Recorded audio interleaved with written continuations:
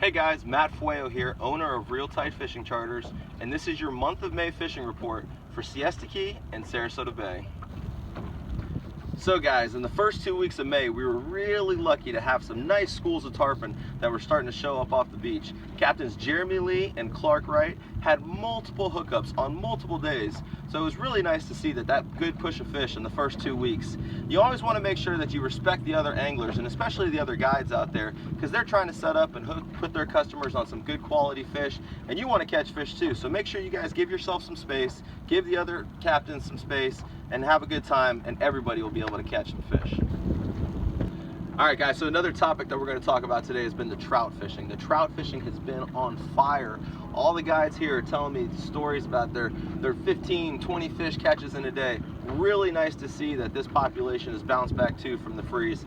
We've been seeing big fish over 20 inches, a lot of fish between the 15 and 20 inch range, and then you're going to get even more smaller fish that we can let go. Now when you guys are handling these fish, make sure that you're really careful with them. You know, they're a very slime sensitive fish. That protective slime keeps them away from all the harsh elements that our bay has. So make sure that when you're handling those smaller fish that you let them go, you're really careful with them, and so that fishery continues to be awesome, and that our guides and that our guests and that the people that want to fish here in Sarasota Bay have an awesome fishery.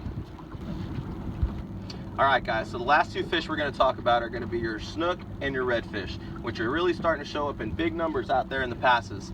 You want to fish the rock eddies. If you see some water busting around an edge, start to fish that. Look for their black shadows as they're laying there in the current, waiting for that bait to come by. I like to present them with a white bait, a pinfish, even sometimes a drifting, a shrimp will work for those guys. You really want to match the hatch right now. We've got a lot of micro baits that are starting to flood the bays and the passes, so you want to make sure that you get those good quality white baits that'll help you catch those fish. Now upon releasing those fish, you also got to be careful because there are porpoise and dolphins that are out here. So make sure that you guys are really careful, that you revive your fish, that your snook is really healthy and ready to go and ready to swim away from that dolphin, because trust me, those dolphins are going to chase them down. One of the last things I want to talk to you guys about is the bait.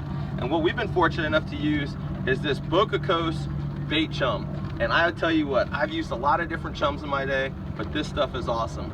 You know, it's got some secret magic juices in here that seems to attract the baits so fast. I can't even explain to you how fast it was that we caught our bait today. And the boat's still clean, which is really nice. My hands aren't dirty. I'm not all covered in slime and guts. It's pretty simple. I like it. I like it for guests. I like it for simple use. Make sure you guys get some of this Boca Coast chum. Make sure you guys are catching fish. Please be careful with all the fishing that you guys are doing. Be safe out there. Respect the other boaters. Respect the other anglers. And respect the fish. All right? If it's going to happen, it's going to happen out there. This is Matt Fueo, owner of Real Tight Fishing Charters, signing off. We'll see you next month, and have a great day, guys.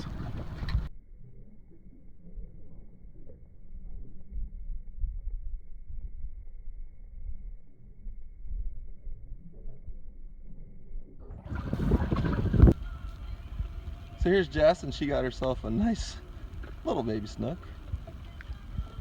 Not all of them are monsters, but they're fun. All right guys, Matt Fueo here, owner of Real Tight Fishing Charters. Wanted to talk to you guys about properly releasing your snook.